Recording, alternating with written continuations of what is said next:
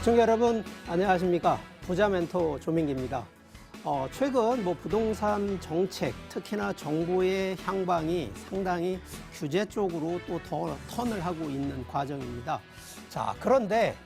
우리 여러분들, 우리 시청자분들 같은 경우에는 이 부동산에 대한 부분을 어떻게 생각하고 있습니까? 자, 인생은 길고 준비해야 될 것 많은데 과연 인생을 준비하듯이 부동산도 준비하고 계신지. 자, 제가 그래서 오늘 시간에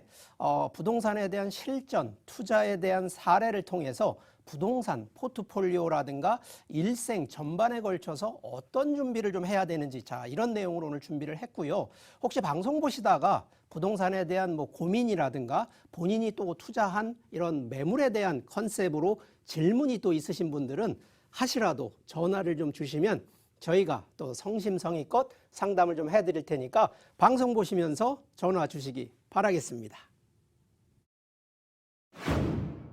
제가 오늘 준비한 내용, 자, 부동산 실제 투자를 통해서 과연 부동산 일생을 보통 사시면서 준비하는 인생 계획이 있듯이, 자, 부동산도요, 준비하는 일생의 플랜이 있습니다. 자, 그 내용에 대해서 오늘 좀 강의를 해드리도록 하겠습니다.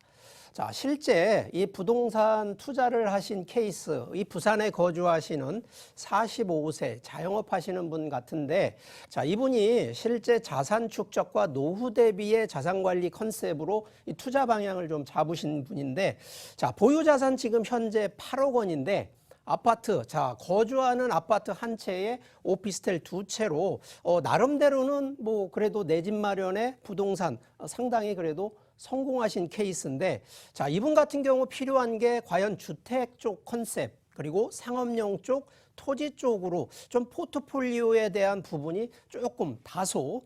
좀 떨어져 있다는 부분이고요. 가능하시다 그러면 이제 이분 아직은 좀 나이가 좀 있기 때문에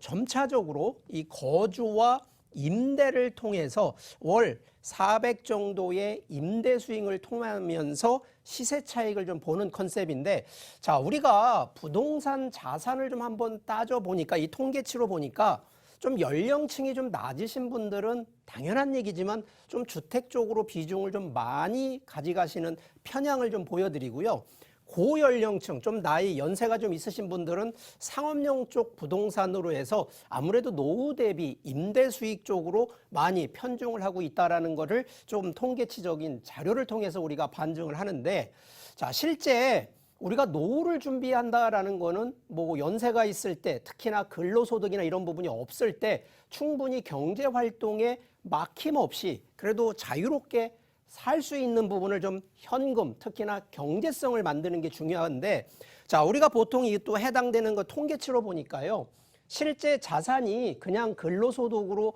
매달 월급 받아서 생활하시는 분 대비 실제 시드머니라 그래서 40세가 넘어가게 되면 근로소득이라든가 기본적인 이 저축소득을 가지고 시드머니를 만들어서 보통 한 60세가 넘어가시면 이 해당되는 자산을 상당히 좀 키워놓고 가시는 컨셉인데, 자, 노후 쪽으로 놓고 보면 실제 노후 쪽의 생활비, 특히나 현금 흐름이 어느 쪽으로 주로 많이 이제 형성이 되어 있냐면, 자, 아직까지는 부동산 쪽에서 자산 축적이 가장 많은데, 실제 지금 이 예적금이라고 하는 부분들은 이 우리 연세 드신 분들은 과거에도 그렇습니다만 적금이 하나 들어서 자녀분들 대학 등록금이라든가 이런 거 만들다 보니까 실제 현금 흐름 쪽으로 많이들 하셨는데, 지금 이제 이 추이가 부동산과 특히 금융 쪽에 이 주식이라든가 현물 투자 쪽으로 이렇게 빠르게 지금 이동하고 있는 과정인데, 최근에는 이제 연세 드신 분들보다는 젊은 연령층들이 이 속도가 점점 더 가파르게 바뀌고 있다는 게 현실 상황입니다. 자, 그러다 보니까 우리가 이 시드머니를 확보하는 부분이, 자, 요즘은 영끌이라 그래서 젊은 분들 내 집 마련 목표도 있겠습니다만 결국은 자산을 노후까지 대비했을 때 자산을 얼만큼 키울 거냐라는 이 준비성으로 놓고 볼 때에는 지금 연령층이 젊은 분들이 부동산 쪽으로 상당히 좀 많이 가산을 하고 있는데, 자, 그러다 보니까 실제 연령층, 특히나 연세가 많으신 분들이라든가 특히 현재로서는 자산 금액이 크신 분들은 자, 주택 쪽이 아니고요, 지금은 이제 상업용 부동산 쪽으로 비중이 확대되고 있는 쪽으로 바뀌고 있다는 걸 감지하셔야 되고요. 자, 아직까지도 정부 규제 정책 변하지 않고 있습니다. 특히 이 주택에 대한 규제, 이거는 뭐 내년 3월 달이 또 대선, 대통령 선거입니다만 내년이 대선에서 대통령이 바뀐다 하더라도 당분간은 이 정책 변동은 없을 거다라고 분명히 인식을 하셔야 되기 때문에 자, 이럼에도 불구하고 현재 매각, 매도보다는 앞으로도 더 투자라든가 매입을 하겠다라는 것이 더 높다라는 인식이, 이게 여론조사에도 이런 부분이 상당히 지금 나오고 있는 과정이고요.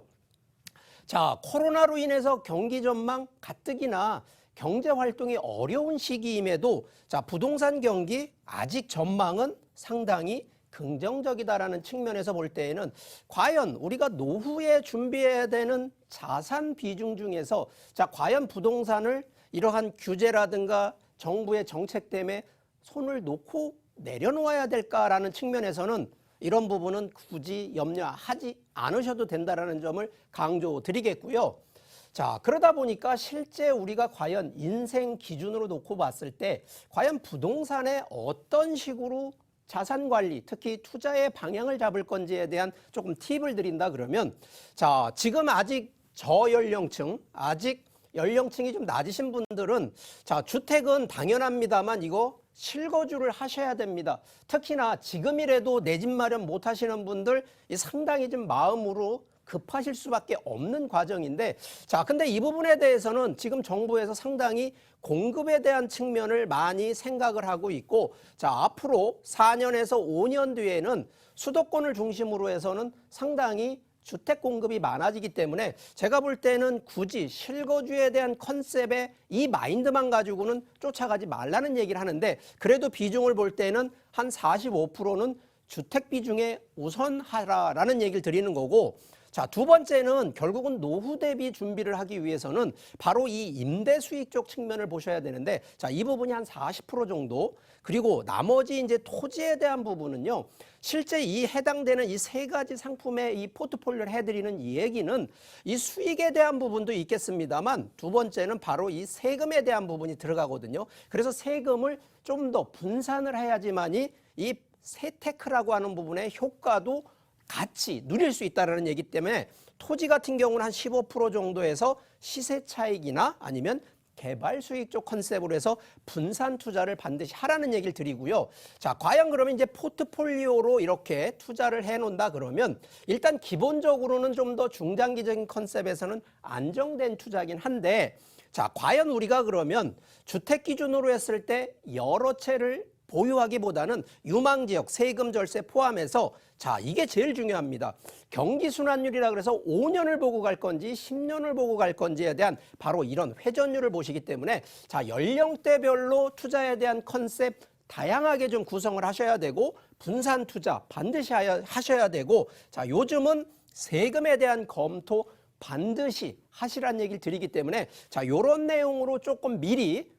중장기적인 인생 플랜, 특히 부동산 투자 플랜을 좀 마련하시기를 바라겠습니다. 자, 그리고